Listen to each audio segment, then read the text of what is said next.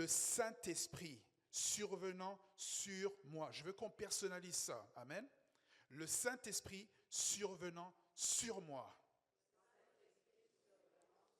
Et je vais être un témoin à Jérusalem, en Judée, en Samarie et jusqu'aux confins de la terre. On va le répéter encore une fois, ce sera la dernière fois, je vous promets. Je reçois une puissance, le Saint-Esprit qui vient sur moi. Et je vais être un témoin à Jérusalem, en Judée, en Samarie et jusqu'aux confins de la terre. Merci Seigneur pour ta présence avec nous. Le plus important Seigneur, c'est qu'on te connaisse toi, parce que tu es le plus important. Seigneur, je prie maintenant que la parole que je vais prêcher, mais qui va être entendue, je prie que ta présence puisse être dans cette parole. Parce que Seigneur, ce qui est important, c'est que toi, nous te connaissons. Car tu es mort pour nous et tu es ressuscité pour nous. Et c'est par toi que nous pouvons faire tout ce que nous pouvons faire. Je te remercie et je te confie tout ce qui va se passer dans le nom de Jésus. Amen. Vous pouvez vous asseoir. On va y aller doucement.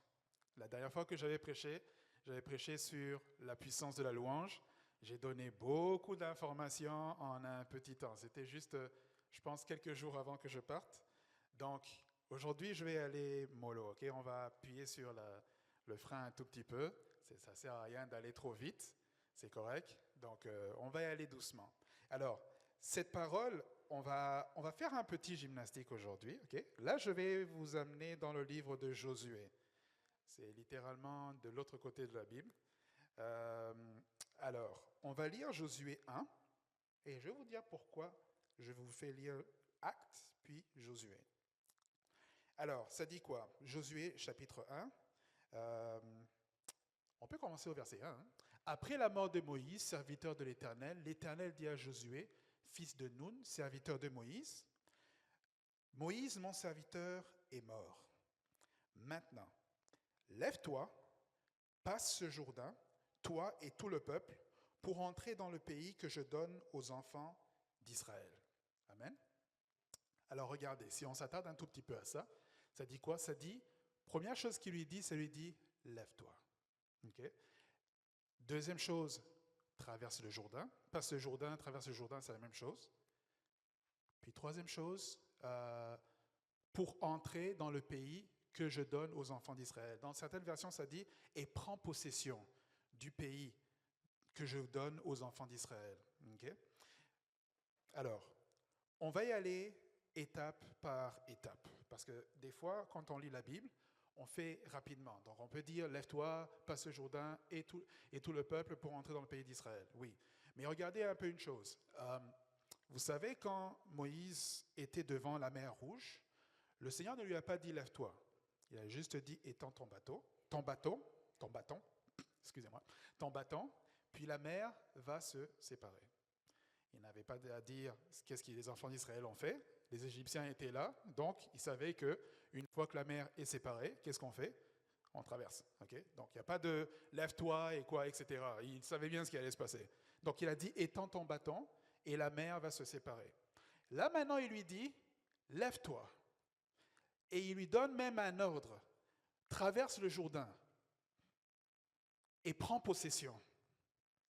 Alors on se demande, mais pourquoi cette fois-ci? Il lui dit ces mots-là. Pourquoi? Au début, avec l'Égypte, il fallait juste qu'il étende le bâton, puis la mer allait se séparer, puis naturellement, les enfants d'Israël allaient traverser. C'est pas compliqué là. Mais cette fois-ci, ce n'est pas juste allez-y. Non. Cette fois-ci, c'est lève-toi. Okay? Lève-toi, c'est un mot, mais dans la Bible, ça peut aussi dire réveille-toi. Ça peut aussi dire, reviens à la vie. Okay? Dans Éphésiens, si je ne me trompe pas, je pense que c'est dans Éphésiens, je ne suis pas sûr, mais ça dit lève-toi, toi qui dors. Réveille-toi d'entre les morts et Christ t'éclairera. Amen. Donc, le mot lève-toi n'est pas seulement l'action de tu étais assis et tu te lèves. Ça veut dire plein de choses. Ça veut dire commence. Ça veut dire, comment dire? Ça veut dire réveille-toi. Ça veut dire get ready. Vous comprenez? Donc, on va regarder ça doucement, n'est-ce pas? Alors, cette histoire, je pense que vous la connaissez. Elle commence longtemps avant. Parce que pour comprendre pourquoi, et comment ça s'applique dans notre vie chrétienne, on va recommencer, on va repartir un peu en arrière. Non, je ne vais pas vous faire lire encore d'autres versets. Je pense que vous connaissez l'histoire. Alors, l'histoire commence par Moïse, qui est en train de paître le troupeau de son beau-père, Jéthro. Puis, il y a l'ange de l'Éternel. La Bible dit que c'est l'ange de l'Éternel qui lui apparaît, comme dans un buisson ardent. Okay? Donc, il voit l'ange de l'Éternel et il le voit sous une forme de feu, d'une flamme, okay? Dans un buisson, mais le buisson n'est pas en train d'être consumé.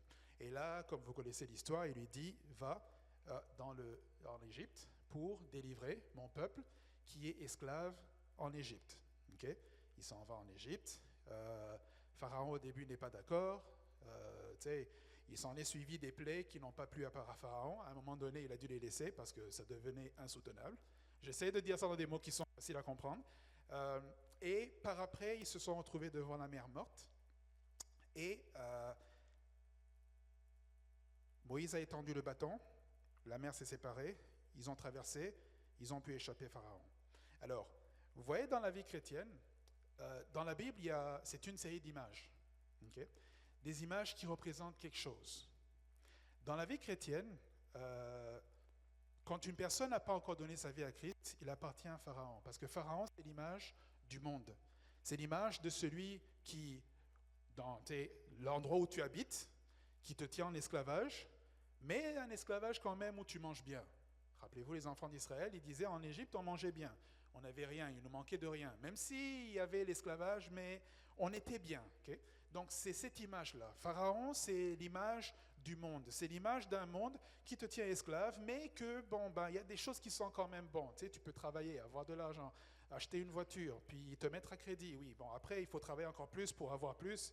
Puis, tu comprends? Donc, on est habitué, puis on finit par même aimer ça. Parce qu'on se dit, je vais travailler encore plus pour avoir plus. Puis, une fois qu'on a plus, il y a plus de factures. Et finalement, on n'a pas vraiment plus. Vous comprenez un tout petit peu? Donc, c'est l'image un peu du monde, ok? C'est comme, cette image-là où on pense qu'on a, finalement, on n'a pas. Puis, on pense qu'on va quelque part, mais finalement, c'est pas là qu'on voulait. Vous comprenez un tout petit peu? Donc, c'est l'image du monde. Alors, une personne qui n'a pas Christ, tu vis un tout petit peu dans la sauce de ça. Amen. J'espère que tout le monde ici a donné sa vie à Christ, parce que si quelqu'un n'a pas donné sa vie à Christ, je lui conseille que je peux prier pour lui, parce que sinon il va avoir l'impression que je divague un peu là. Vous comprenez? Alors, ça c'est l'image du monde, ça c'est Pharaon. Alors, qu'est-ce qui s'est passé? C'est que les enfants d'Israël sont passés pour aller dans la terre promise. Ils ont passé dans la mer morte, okay, quand c'est divisé. Ça c'est l'image du baptême. Okay? Quand une personne connaît Christ, après ça, elle se rend compte que je n'appartiens plus au monde. J'appartiens à Christ cette fois-ci. Et là, il passe par les eaux du baptême. Tout c'est très important, que quand quelqu'un a connu Jésus et qu'il confesse que Jésus est son Dieu, il faut qu'il passe par les eaux du baptême. Okay? On ne peut pas, ça c'est peut-être doctrinalement, vous n'allez pas être d'accord avec moi, mais on ne peut pas se dire, moi j'ai été baptisé quand j'étais enfant, c'est bien, c'est une bonne chose, c'est une consécration. Non, parfaite. Ne m'en veux pas, okay? Je dis la vérité. Non, c'est parce que je sais que c'est un sujet de controverse parfois. Quand une personne vient à Christ, on lui dit, il faut que tu passes par le baptême. Moi-même, je suis passé par là. J'ai été baptisé catholique quand j'avais 8 ans. Ils ont oublié de me baptiser quand j'étais bébé. Fait que, oui, c'est la vérité. Ils ont vraiment oublié. Puis, quand j'avais 8 ans, je me suis fait baptiser. Fait que quand j'ai connu Christ, moi, quand on me disait on était baptisé bébé, je disais non, moi j'ai été baptisé, je savais de quoi je m'engageais. Puis ça a été un combat pendant un temps, jusqu'à ce que je réalise une chose. Ce ne dépend pas de ton âge, là. Tu comprends? C'est pas, tu peux être baptisé à 15 ans, 20 ans, tout ce que tu veux. Mais ça dépend de l'engagement d'abord que tu as, de la foi que tu as en Jésus. Amen. Parce que tu crois et ainsi tu verras la gloire de Dieu. Amen. Tu ne fais pas un acte, puis en espérant un jour voir la gloire. On dit Dieu est bon quand même, là. Parfois il peut te faire, mais il y a un ordre à suivre. Alors, euh, bref, si je reviens dans ce que je disais, les eaux du baptême, c'est cette image de la traversée de la mer morte. Amen. Ça représente le baptême. Une personne donne sa vie à Christ, puis elle est dans le baptême. Puis après, ce qui se passe, c'est qu'ils ne se sont pas retrouvés dans la terre promise directement. Ils ont passé où? Par le désert. Okay? Ça aussi, c'est quelque chose qui est important. Ils sont passés dans le désert. Alors, qu'est-ce que le désert? Ça veut dire quoi? Pourquoi aller dans le désert après avoir traversé, après avoir connu le Seigneur? Pourquoi aller dans ce désert? Parce que ce désert, évidemment, et ça arrive même à des enfants de Dieu, c'est là où il y a une déprogrammation des choses du monde et une reprogrammation des choses de Christ. Amen. Vous voyez, dans le monde, quand on est là, on a une nature que le monde a créée pour toi. Tu es telle personne, tu parles comme ça, tu as tel caractère, tu es catégorisé là. Okay?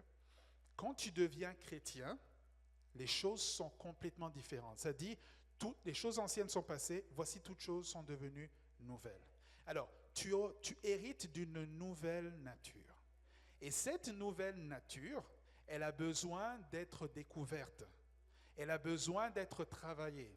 Tu as besoin de savoir que maintenant, je ne marche pas dans le péché parce que c'est à mon intérêt que je ne pêche pas. Je suis en train de m'éloigner de Dieu. Je suis en train de me rapprocher de Pharaon alors qu'il me tenait en esclavage. Maintenant, je marche dans la sanctification. Amen. Aujourd'hui, je dois prendre du temps pour prier parce que c'est important. Oui, ça a l'air que c'est plate au début, ça a l'air que c'est lourd. Ouais, je suis là, je parle, il n'y a personne devant moi, puis est-ce que vraiment ça fait vraiment une différence? Oui, c'est normal. Ça, c'est la nature charnelle en toi, en nous, qui fait que tu as besoin de voir pour croire. Ça, c'est le monde qui t'a dit ça.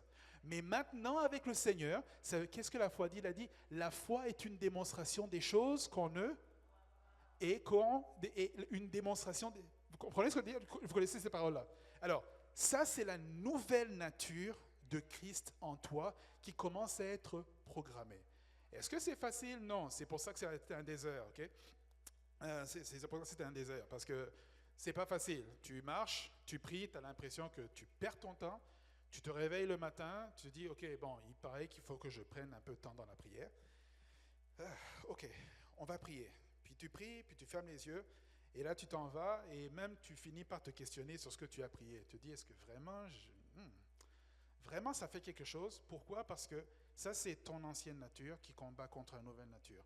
Et involontairement, okay, plus tu marches dans ça, plus cette nouvelle nature, la foi est une démonstration, parce que les paroles du Seigneur sont, je ne sais pas pour vous, mais moi j'ai découvert une chose.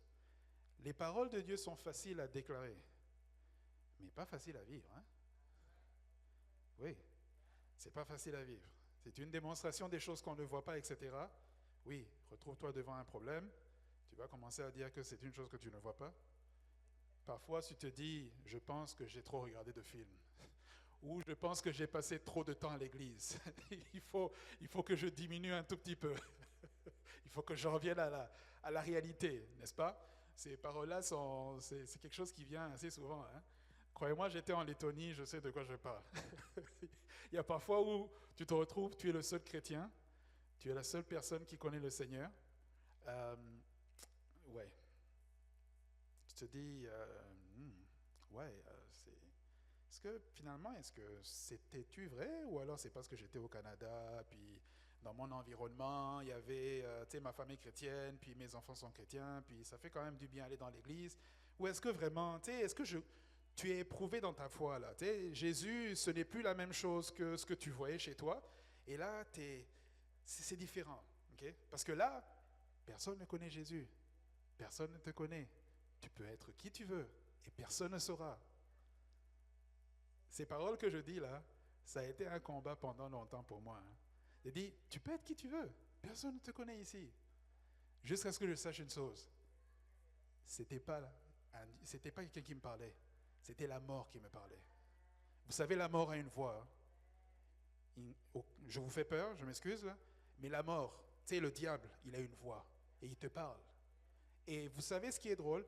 Sa voix parfois sonne comme un ami qui te parle, comme une personne proche de toi, comme une personne qui te comprend. Mais non, ce n'est ni l'Esprit de Dieu qui te parle, ni toi-même qui te parle, ni ta nature, mais c'est la mort qui te parle, avec cette voix douce. Okay? Avec cette voix qui a plein de sucre là-dedans, mais qui t'amène tout droit vers la mort. Amen. Je ne sais pas pourquoi je me suis en allé par là, mais bref, ce que j'essaie en train de dire, c'est que la nature de Christ, c'est pas facile qu'elle soit, comment dire, c'est un combat. Okay? C'est un combat. Vous allez voir là où je m'en vais. Je ne sais pas combien de minutes j'ai. Oui. Ok, c'est à quelle heure qu'il faut que j'arrête? Parce que sinon on peut aller. Hein? Ok, d'accord. All right. Ok, non, je ne vais pas être très long. Je vais pas être très long. Ok. Alors, cette nature, c'est pas facile. C'est pour ça que ça prenait un désert. Okay? Les enfants d'Israël sont passés dans le désert. C'est à ce désert qu'ils ont connu qu'il y avait une manne, okay? Que le Seigneur avait la capacité de faire tomber le pain du ciel. C'est à ce désert qu'ils ont connu que des rochers peuvent donner de l'eau. C'est à ce désert qu'ils ont connu qu'il y a une montagne qui s'appelle le Sinaï et que Dieu peut parler. Et que sa voix, pour quelqu'un qui n'est pas, on va dire, spirituel, sa voix a l'aspect des tonnerres et des choses qui font peur. Tandis que d'autres, ils vont entendre la voix. Hein? Vous avez vu que des fois, quand Jésus finissait de se faire baptiser, il a dit, celui-ci est mon fils, en qui j'ai mis tout mon amour. Certains ont dit qu'ils ont entendu, d'autres disaient qu'ils ont entendu le tonnerre. Donc, c'est drôle, hein? Certains ont entendu le tonnerre, d'autres ont entendu une voix. Vous voyez, c'est la différence entre le spirituel et le naturel. Le naturel, le spirituel, c'est un tonnerre, c'est du bruit. Alors que excusez-moi, c'est plutôt l'inverse. Pour le naturel, le spirituel, c'est comme un bruit. Alors que pour le spirituel, c'est une voix. Amen. Donc c'est pour ça que des fois, quand on dit acclamez le Seigneur, faites du bruit. Amen. Faites du bruit. Allez-y, parlez, adorez. Lâchons-nous là complètement. Pourquoi? Parce que c'est spirituel. Dans le monde, on te dit, hey, non. Bon, j'ai une fierté, j'ai un statut. Je ne vais pas commencer à dire, hey, alléluia, et quoi. Non, quand même, voyons, donc, hey, quoi. Et demain, les mêmes vont venir me dire, on t'a vu, tu étais en train de faire n'importe quoi. En tout cas, hein? Donc, j'ai une dignité quand même, hein? Je vais faire doucement. Non. Les amis, c'est un principe spirituel. C'est la nature de Christ en toi. La nature de Christ en nous dit, tu as reçu un esprit de force qui dit, Abba, Père. Amen.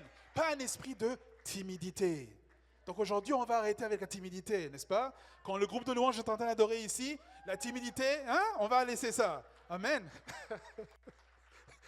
Amen, ne m'attendez pas à la porte. Hein? C'est bon. Bref, en tout cas, vous comprenez ce que j'essaie de vous dire. C'est que c'est une nature. Donc, c'est l'image qui a été traversée de la traversée du désert. La traversée du désert, avec le peuple d'Israël, c'est ce que n'importe quel enfant de Dieu passe dedans. Okay? Pour connaître le Seigneur, pour déprogrammer ce qui est charnel et mettre ce qui est spirituel, pour apprendre à connaître Dieu, pour apprendre à lire la parole de Dieu, pour apprendre à comprendre la parole de Dieu, pour prendre du temps dans la prière. Amen. Oui, ce n'est pas facile, mais ça fait une différence dans ta vie. Alléluia. Et c'est ce qui s'est passé. Alors, le désert, je sais que parfois on se retrouve dans des problèmes, puis on pense que c'est un désert. Ça arrive aussi d'être dans un désert comme ça. Okay? Je ne parle pas de ce genre de désert-là. Okay? Je parle du désert dans lequel le Seigneur vient te rencontrer. Pas un désert, parce que des fois on se retrouve dans des déserts qu'on s'est mis nous-mêmes là-dedans. Okay? Parfois on prend des mauvaises décisions, parfois il arrive des malheurs dans la vie, mais dans ce genre de situation-là, le Seigneur est là et il te fortifie et il t'aide et en fait il t'enseigne même. Okay? Il fait quelque chose dans ta vie. Okay? Mais ce n'est pas de ce désert-là dont je parle. Juste pour préciser un tout petit peu, je parle du désert qu'un enfant de Dieu passe dans lequel il est en train d'apprendre à devenir ce qu'il doit être. Amen. Donc, on va continuer avec l'histoire. Fait qu'ils ont continué leur traversée du désert, ils ont appris plein de choses. Ils ont Ils ont bu de l'eau spirituelle, tu sais, dans un rocher. Nous, on appelle que celui qui croit en Christ, okay, des fleuves d'eau vive couleront de son sein. Donc, c'est encore une fois, c'était une image. Que si tu crois en Dieu, bah, tu reçois le Saint-Esprit et tu deviens une source de bénédiction pour les autres. Encore une fois, c'est cette nouvelle nature qui prend force. L'ancienne nature qui dit que tu dois aller chercher ou tu dois, tu sais, tu obtiendras une bénédiction par la sueur de ton front, ça doit être déprogrammé et remplacé par la nouvelle nature. Alors, ils ont appris plein de choses. Je pense que vous connaissez l'histoire. Malheureusement, je pense que leur voyage qui devait durer quelques mois a dû durer 40 ans parce qu'ils sont arrivés à la porte, okay, de la terre promise avec Moïse. Puis, ils ont envoyé 40 espions. Et des 40 espions, tout le monde disait, mon Dieu, on va être engloutis. Okay? Comme disait notre sœur quand elle dirigeait, on disait ici, ne parle pas à la montagne. En fait, ne parle pas de Dieu de la montagne. Parle plutôt de la montagne.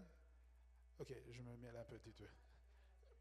Voilà, parle pas de Dieu de ta montagne, mais parle à la montagne de la grandeur de ton Dieu. Amen. Alors, ils sont allés là-bas et qu'est-ce qu'ils ont fait? C'est que leur nature, malheureusement, parce que dans le temps, il n'y avait pas de Saint-Esprit, ben, ils n'avaient pas la foi, tout simplement. Fait que, ils ont vu les fils d'Anak qui étaient des géants et ils se sont dit, on va être détruits. Amen.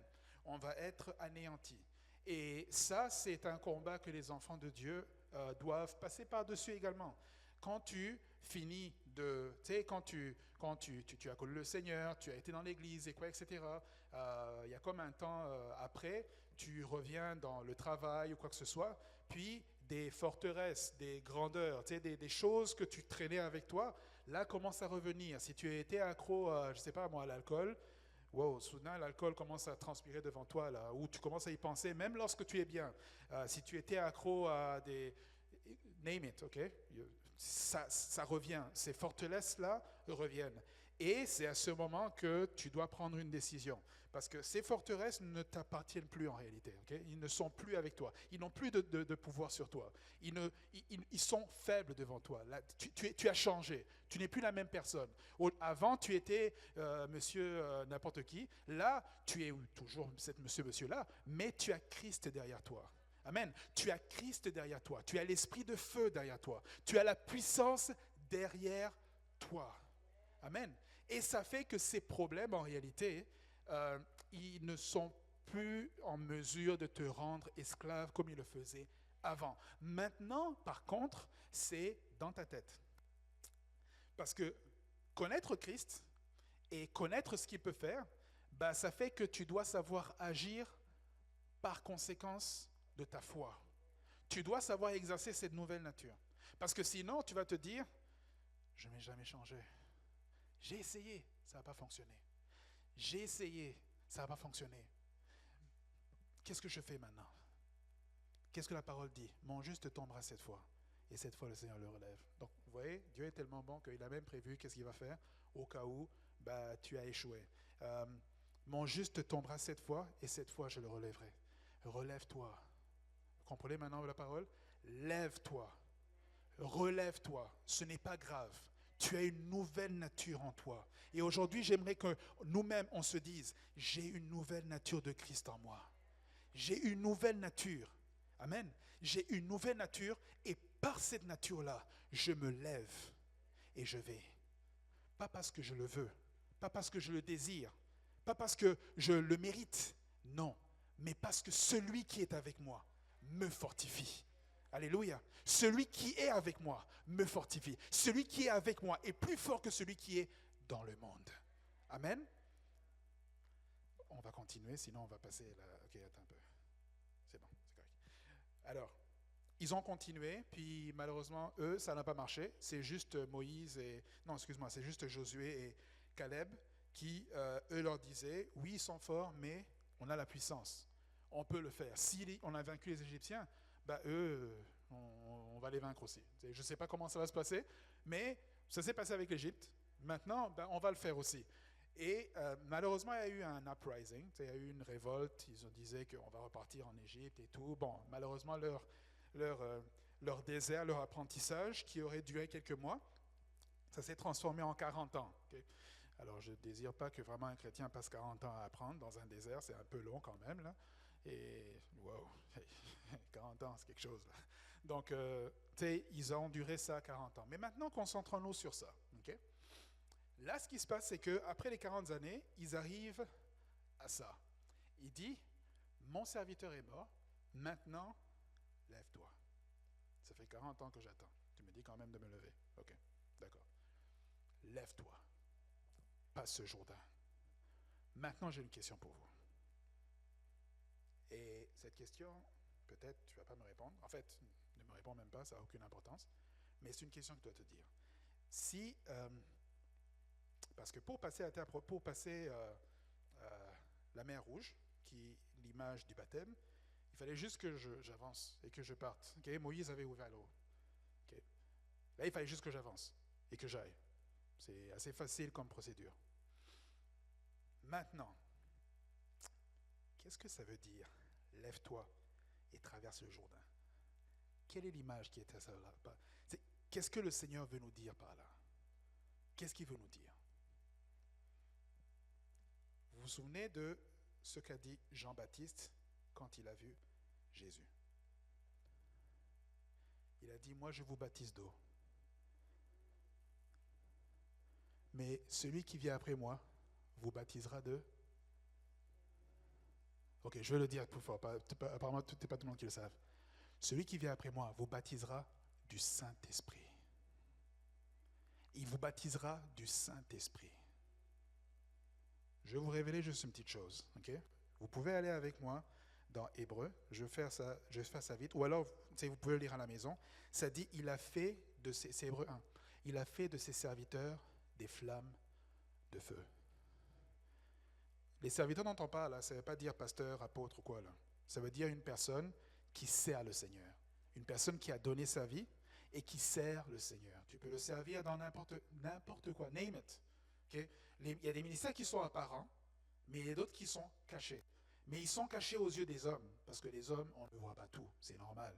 Il y a des ministères qui se font ici à l'église, qui font que j'ai un micro ici, mais je ne sais pas d'où est venu ce micro. Je ne sais pas comment il fonctionne, je ne sais pas comment ça... Il y a plein de choses. Mais Dieu, lui, il sait chaque détail de qu'est-ce qui s'est passé. Alors, quand on dit il a fait de ses serviteurs des flammes de feu, ça ne veut pas dire l'apôtre, le prophète qui est en train de parler devant. Ça veut dire toute personne qui a décidé de servir le Seigneur. Amen. Et maintenant, j'ai une question. Vous vous rappelez de ce que Moïse a vu? Il a vu quoi? Il a vu l'ange de l'Éternel dans un buisson ardent. Okay? Alors, ça c'est une description, mais on peut dire qu'il a vu l'ange de l'Éternel qui était en feu. Tu sais, il a vu un feu et qui était dans un buisson, mais un feu qui ne consume pas. Alors, je ne suis pas en train de vous dire que vous êtes des buissons ardents, okay? Juste pour préciser. C'est pas ça que je... J'espère que je ne suis pas en train de vous perdre. Je sais que j'ai tendance à donner plein, puis à un moment donné... Non, ok, c'est bon. Alors, ce que j'essaie de vous dire, c'est quoi? C'est que dans le temps de Moïse et Josué et tout, ok, le Seigneur a envoyé un ange. Parce que c'était pour une terre promise. C'était pour une terre. Maintenant, revenons dans ce qu'il a dit au début. Vous serez mes témoins. Ce n'est pas cette fois-ci dans un petit lopin de terre, mais c'est jusqu'aux confins de la terre. Et cette fois-ci, il n'a pas envoyé un ange, mais il est venu lui-même. Et qu'est-ce qu'il a fait? Il est venu lui-même pour payer pour notre dette, okay? Parce que, in case vous ne savez pas, moi en tout cas je le sais, je pense que vous le savez aussi, on n'est pas digne d'avoir quoi que ce soit. Okay? Je peux être né dans la famille qui me donne, waouh, vraiment des bonnes manières. Les gens peuvent dire, ce gars a des bonnes manières, mais je ne suis pas digne, malheureusement. Vous savez pourquoi? Parce que mes bonnes manières, peut-être correspondent à des mauvaises manières dans d'autres cultures. Okay? En Lettonie, je me souviens que si tu dis bonjour à quelqu'un, il ne faut pas que tu souris beaucoup. On pense que tu es bête. C'est drôle, hein? Non, c'est la vérité. Je raconte pas le truc. Là-bas, plus tu es sérieux, plus tu as l'air de quelqu'un qui est sérieux. Donc nous, les Canadiens, qui à chaque fois on dit Hey, how you doing? On a l'air des gens qui sont un peu bizarres. Puis ils l'ont dit après. Tu sais, après, ils le disaient dans le truc, ils disaient si vous allez dehors, ne souriez pas trop. Tu sais, c'est pas dans la culture ici. Quand tu souris trop, t'es une personne qui a des problèmes dans la tête. C'est comme ça qu'ils te voient. Fait que vous allez voir ici, les gens ont plutôt le mine grave et sérieux. C'est pas parce qu'ils sont méchants, c'est parce que pour eux, c'est comme ça que ça signifie la sociabilité. Là, okay? Souris quand quelqu'un te raconte une blague. Il te raconte une blague, c'est drôle, oui, là tu peux sourire. Mais sourire n'importe comment, ou pour dire bonjour, ou je ne sais pas, moi, on est habitué à parfois même sourire parce que la personne est bien habillée. Fais pas ça. Donc, qu'est-ce que je veux dire, c'est que ce que dans ta culture tu appelles une bonne chose, ben, dans l'autre culture, ça peut être complètement l'inverse. Donc, on n'est pas, les hommes, on n'est pas dignes. Okay? On n'est pas dignes. Alors, ce qui s'est passé, c'est que le Seigneur, lui, n'étant pas digne, il est venu et il a payé afin qu'on soit rendu digne. Amen. Et c'est pour ça que la parole de Dieu dit, lève-toi, réveille-toi, pas à cause de toi, pas à cause que tu penses que tu es fort, mais à cause de celui qui vit en toi, à cause de celui qui peut tout faire en toi. N'aie pas peur. Tu as quelque chose, tu penses que ce n'est pas assez, c'est pas grave. Peut-être toi, c'est ce que tu vois. Mais celui qui est en toi fera toutes choses. Alléluia. Celui qui est en toi fera toutes choses. Celui qui est en nous fera toutes choses. Et rien n'est impossible à ceux qui croient. Alléluia. C'est pour ça que ça dit, en fait, traverser le Jourdain, hein, c'est littéralement comme être baptisé. Et cette fois-ci, tu sais qui tu es. Cette fois-ci, you know who you are. Tu n'as plus besoin qu'on te... Comment dire? Tu n'as plus besoin qu'on te pousse. Tu sais qui tu es. Tu as connu maintenant. Et là, tu te lèves et tu y vas. Parce que ce qui t'attend de l'autre côté, c'est ta destinée. C'est ta destinée. Amen. C'est ta destinée. C'est ce que le Seigneur a préparé pour toi. Ce que le monde a passé des années à te dire, non, c'est pas pour toi. Non, c'est pas ça. C'est impossible pour toi. Mais le Seigneur a dit, c'est ce que je t'ai appelé à faire. Les autres disent non, moi je te dis oui. Fait que pour faire ça, hein, ça ne va pas être dans ton fauteuil, ni dans ton travail peut-être. Je ne dis pas que ce n'est pas ça ta destinée, mais bref, ça ne va pas être quelque chose où tu es assis. Mais ça va être quelque chose où tu vas décider de te lever, de passer le Jourdain. Tu as déjà reçu le baptême du Saint-Esprit. Si quelqu'un ne l'a pas reçu, il peut demander au pasteur. Je vous garantis une chose, si tu as reçu le baptême du Saint-Esprit, tu n'es plus la même personne. Ce que tu pensais étant impossible devient possible. Ce que tu te disais que, waouh, c'est trop difficile, ça devient quelque chose que tu es atteignable. Pourquoi? Parce que ce n'est plus toi. C'est Christ qui vit en toi. C'est Christ qui est en toi. Alléluia. Et ça fait que tu vas et tu prends possession de ta destinée. Amen. Je peux même m'arrêter là. En fait, c'est même la chose la plus importante.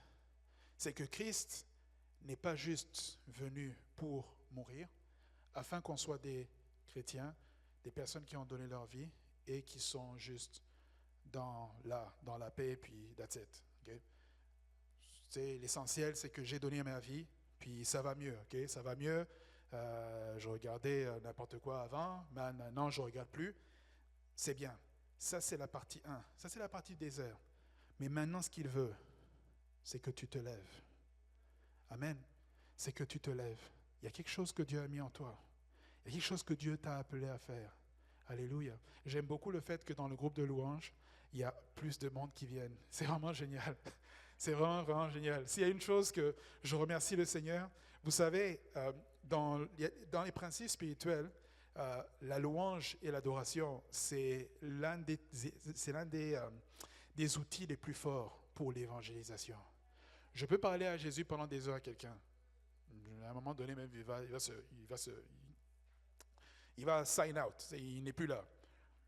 Mais je peux lui apporter à écouter une parole par l'intermédiaire de la louange et l'adoration. La louange et l'adoration, c'est vraiment la seule fois, la seule place où j'ai trouvé que une personne peut te donner tout l'évangile et un païen peut chanter parce qu'il a un bon beat. Mais il ne sait pas qu'il est en train d'adopter lui-même le Seigneur dans sa vie. Et sa vie change et il se demande, mais pourquoi? À cause de quoi? À cause de la louange et de l'adoration. Amen. Le message de la dernière fois même, je pourrais en parler 2, 3, 4, 5, 6 fois. Mais bref, là où je veux en venir, c'est quoi? C'est que le Seigneur nous a appelés à chacun à quelque chose. Et il nous a donné le Saint-Esprit afin qu'on soit ces flammes de feu. Amen. Ce n'est pas par nous, mais c'est par lui. S'il y a une chose que j'aimerais que vous vous souveniez après tout ce message, ce n'est pas par nous. Ce n'est pas par moi, Pablo, ou par toi, tu peux dire ton nom. Ce n'est pas par nous, mais c'est par celui qui est en toi. Si même tu te disais, Seigneur, mais je suis faible, c'est pas grave. Lève-toi pareil. Parce que tu sais quoi? Celui qui est en toi n'est pas faible. Celui qui est en toi n'est pas faible. Et il ne sommeille ni ne dort. Et il ne sommeille ni ne dort. Mais il est toujours là. Et il est toujours là. Et ses sources sont infinies. Ils ne s'épuisent point. Ils ne se sont jamais épuisés. Ils ne s'épuiseront jamais. Le monde peut te dire où il y a la faim qui s'en vient parce qu'il y a le réchauffement climatique. Vous savez une chose que j'ai déjà remarqué. À un moment donné, c'était dans les années 90. Ça disait qu'il y avait un gros trou dans la couche d'ozone. C'est ça. Aujourd'hui, il a disparu ce trou-là. En tout cas, on n'en parle plus. Je ne sais pas si on l'a oublié, mais on n'en parle plus. Ce que j'ai réalisé, c'est que je ne suis pas en train de dire, je ne suis pas un gars qui est crypto-sceptique, là, c'est histoire politique, je ne suis pas dans ça. Mais ce que j'ai réalisé, une chose, c'est que ce que le Seigneur a dit aura toujours de la primauté par rapport à ce que l'homme peut penser. Amen. C'est pour ça que pour nous, chrétiens, si nous avons reçu Christ et si réellement nous marchons avec lui, lève-toi. Aussi simple que ça. Lève-toi. Comme il dit, lève-toi, relève-toi, réveille-toi, et ressuscite, reviens à la vie. Et Christ t'éclairera. Ou alors même, prends possession de ta destinée. Alléluia. Amen. Est-ce qu'on peut se lever? On va juste prier. Alléluia.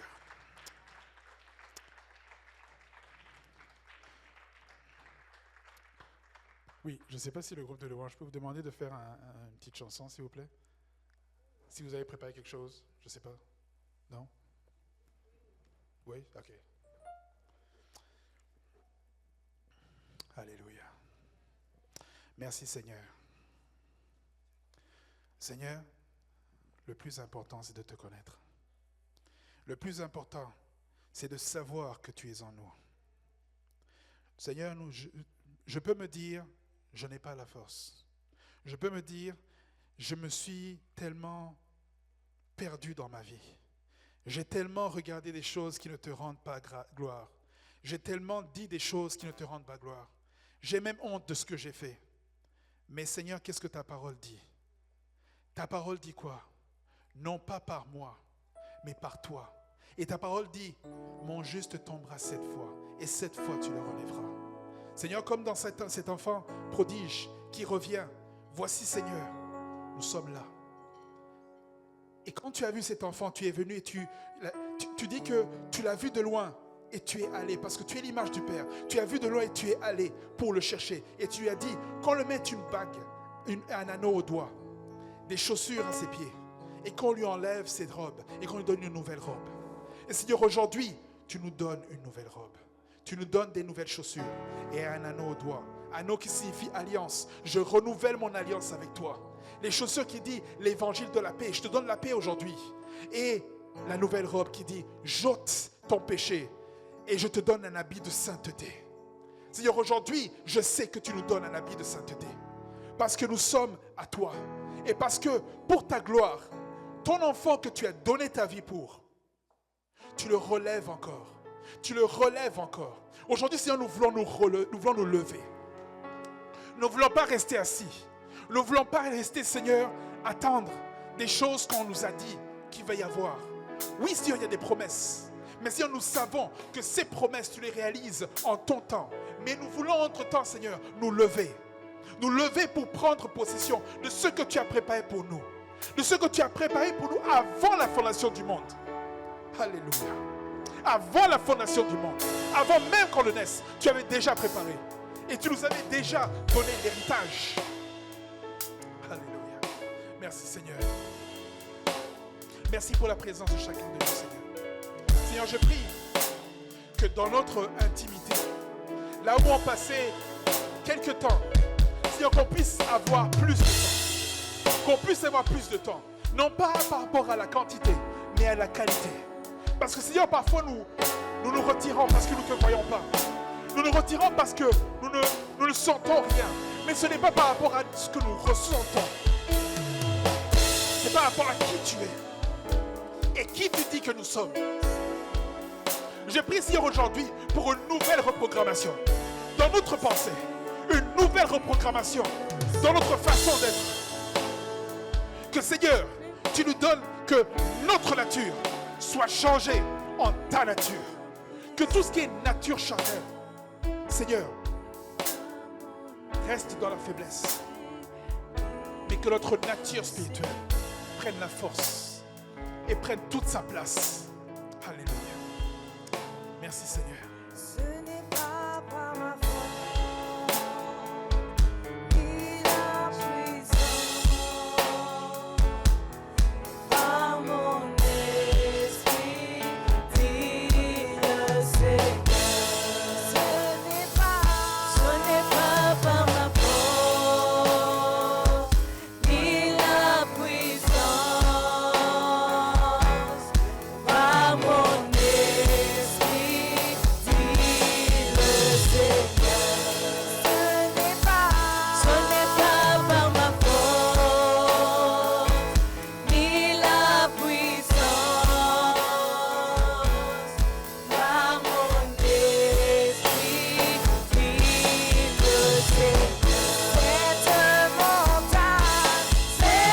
Cette montagne se déplacera. Cette montagne se déplacera. Cette montagne se déplacera. Par mon esprit, dit le Seigneur. Cette montagne se déplacera. Cette montagne se déplacera. Cette montagne se déplacera.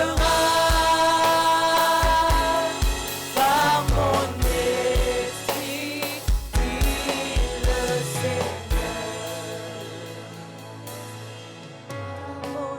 Est-ce qu'on peut tous lever nos mains? Dit le Seigneur. Alléluia. Merci Seigneur. Seigneur, qu'aujourd'hui, comme on l'a vu la dernière fois, 2024 n'est pas 2025. 2025, c'est une nouvelle année. C'est un nouveau départ, une nouvelle saison, une nouvelle chose.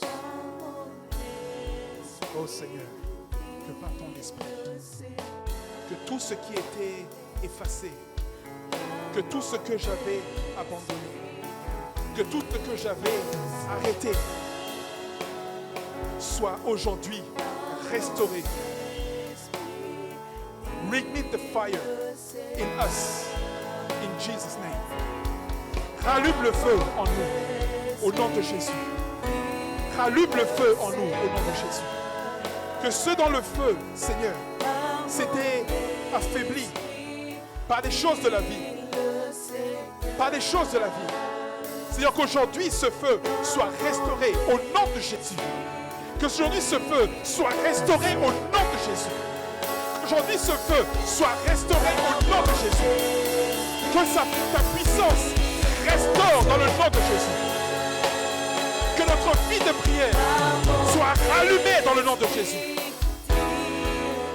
Que la lecture de la parole soit rallumé dans le nom de Jésus. par mon esprit. Que le zèle dans les jeûnes, dans la prière, dans la recherche de ta face soit restauré dans le nom de Jésus. Alléluia. Merci Seigneur. Merci Père. Que ton nom soit glorifié.